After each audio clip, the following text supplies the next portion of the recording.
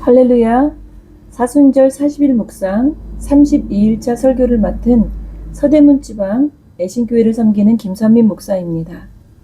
오늘 저희는 창세기 4장 8절로 15절의 본문으로 잘못된 예배의 출발이란 제목으로 은혜 나누고자 합니다. 물고기가 물을 만났습니다. 뿌리 뽑힌 나무가 땅을 만났습니다. 얼마나 좋을까요? 살 수 있을 것 같은 이런 마음. 구원받은 사람이 은혜의 자리를 만났을 때에도 이와 똑같습니다. 숨 쉴 수 있을 것 같고 새로운 생명과 에너지가 흘러넘칠 것 같은 그러한 역사는 바로 은혜의 자리입니다. 저와 여러분에게 사순절 새벽 시간이 그리고 사순절 기간이 그런 은혜의 자리와 시간이 되기를 주님의 이름으로 간절히 소망합니다. 여러분은 죄 중에 가장 큰 죄가 뭐라고 생각하십니까? 많은 성도님들이 착각하는 지점이기도 하는데요. 끔찍하고 잔인한 죄일지라도 심지어 살인의 죄일지라도 우리 그 긍휼이 많으신 하나님 앞에 나와 간절히 회개하고 정말 나아간다면 회개한 후에 하나님 나라에 가는 경우가 있습니다. 그런데 끔찍한 죄를 짓지 않았어. 나는 그렇게 극악무도한 죄인이 아니야. 자신의 죄를 깨닫지 못하고 회개하지 않아서 하나님 나라에 가지 못하는 사람들이 있습니다. 사랑하는 여러분, 가장 큰 죄는 회개하지 않는 죄이기 때문입니다. 오늘 본문을 보면은요, 끔찍한 죄를 지으나 짓지 않으나 우리는 다 하나님 앞에서 큰 죄인입니다. 오늘 본문의 말씀을 보면 구제할 길 없는 가인의 미움과 시기와 분노와 살인, 거짓말 이런 것들이 계속 나옵니다. 그런데 여러분, 그 중에 살인은 하나의 죄일 뿐이라는 사실입니다. 그렇다면 가인은 왜 살인을 저질렀을까요? 창세기 4장 8절에 보니까요.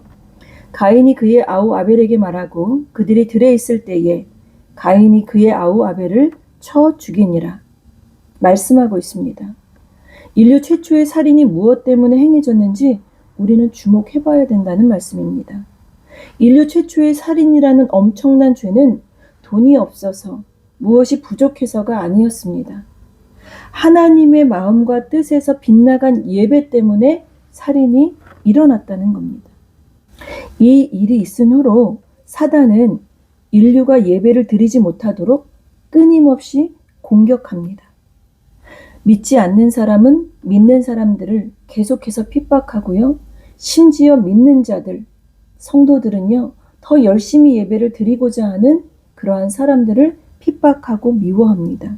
이것이 사단의 전략이라는 말씀입니다.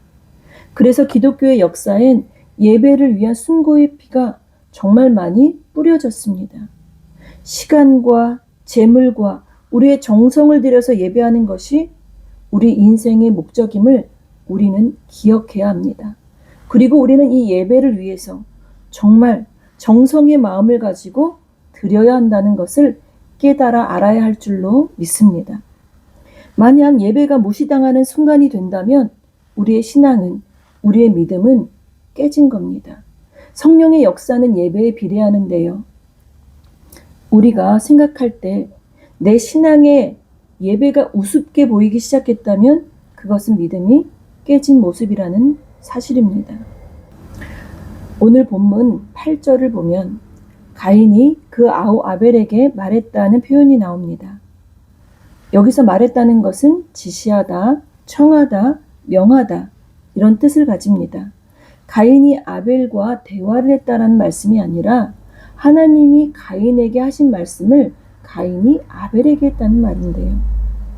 잘못된 예배를 드리는 사람들의 빗나간 형태가 있는데 바로 이겁니다. 내가 너를 위해서 하는 이야기인데 하면서 하나님을 빙자한다는 거죠. 하나님의 말씀을 듣지도 않고 하나님의 자리에서 지도자의 역할을 하려는 사람이 많다는 것입니다. 이런 사람 우리는 주의해야 합니다.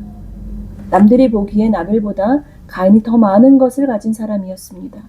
그렇게 가인은 많은 것을 가지고 열심히 하나님 앞에 예배 드렸지만 하나님이 그의 제사를 받지 않으셨습니다. 하나님의 마음에 합한 자가 아니었기 때문입니다. 자기 마음대로 하나님께서 내가 이런 행동을 하면 심판하실 거야, 이런 식의 말을 일삼는 가인의 모습이었습니다. 그리고 나서 돌에서 자신의 동생 아벨을 쳐서 죽입니다. 언어로는 그리고 그가 일어났다, 그리고 그가 아벨을 쳐 죽였다 라고 표현되어 있습니다. 이것은 계획적인 살인이라는 말입니다. 하나님의 마음과 뜻에서 빗나간 예배를 드리는 사람은 하나님의 말씀을 빙자해서 아무렇게나 이야기하고 이미 마음속에 미움, 질투, 분노가 가득해서 계획적으로 사람을 죽이는 것입니다. 가인은 하나님께서 그렇게 경고하시며 죄를 다스려야 한다 말씀하셨지만 죄를 다스리지 못했습니다. 죄악의 시작은 마음에서 일어납니다. 이렇게 일어나기 시작한 죄의 마음은 확산이 되어서 살인의 자리까지 나아가게 된다는 것입니다. 사랑하는 여러분, 내게 하나님께서 말씀으로 경고를 하셔도 다스리지 못하는 죄가 있지는 않는지, 마음은 없고 형식적으로 예배를 계속해서 드리고 있지는 않은지, 오늘 이 시간 철저하게 점검하시는 저와 여러분 되기를 주님의 이름으로 간절히 소망합니다. 또 가인은요, 자기 중심적인 거짓말을 했습니다. 사람은 자기 자신에게만 관심이 있을 때 잘못된 예배가 행해지게 됩니다. 이렇게 빗나간 예배를 드리게 될 때 내 중심적인 거짓말이 계속해서 내 안에서 나온다는 말씀입니다.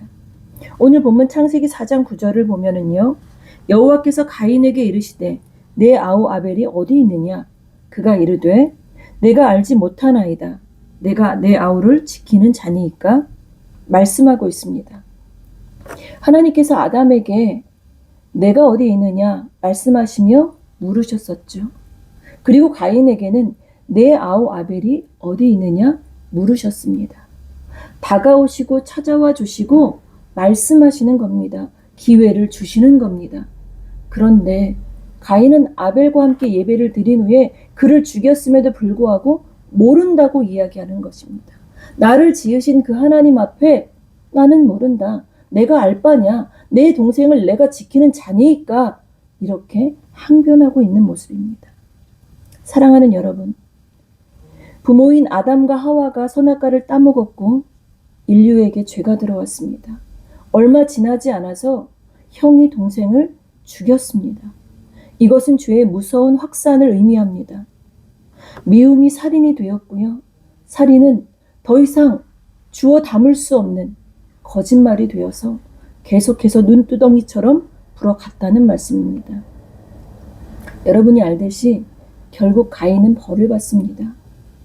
땅이 그에게 더 이상 열매를 주지 않았고 그는 유리방황하는 자가 됩니다. 하지만 놀라운 사실은 여기서 끝이 아닙니다. 하나님은 가인을 보호하신다는 겁니다. 그에게 표를 주셔서 아무도 그를 죽이지 못하게 하셨다는 겁니다. 우리 사랑의 하나님은요, 죄는 미워하시지만 죄인을 완전히 버리지는 않으시는 분이십니다. 사랑하는 여러분, 다시 한번 오늘 이 말씀을 잘 기억하여서 그리고 우리의 마음을 모아서 하나님 앞으로 나아갔으면 좋겠습니다. 은혜와 긍휼의 하나님께서 말씀으로 경고하여도 내가 계속해서 죄를 다스리지 못하고 있지는 않은지, 마음이 없는 예배, 계속해서 형식적인 예배를 드리고 있지는 않은지, 이타적인 마음은 없고 자기 중심적인 생각과 마음만 가지고 계속해서 나를 합리화하며 거짓말만 하고 있지는 않은지, 이 사순절 기간 하나님의 마음과 뜻에 합한 예배를 드리는 저와 여러분 되기를 소망합니다. 마음과 뜻과 정성을 다해 전심으로 예배를 드리는 저와 여러분이 되기를 주님의 이름으로 간절히 소망합니다. 아멘.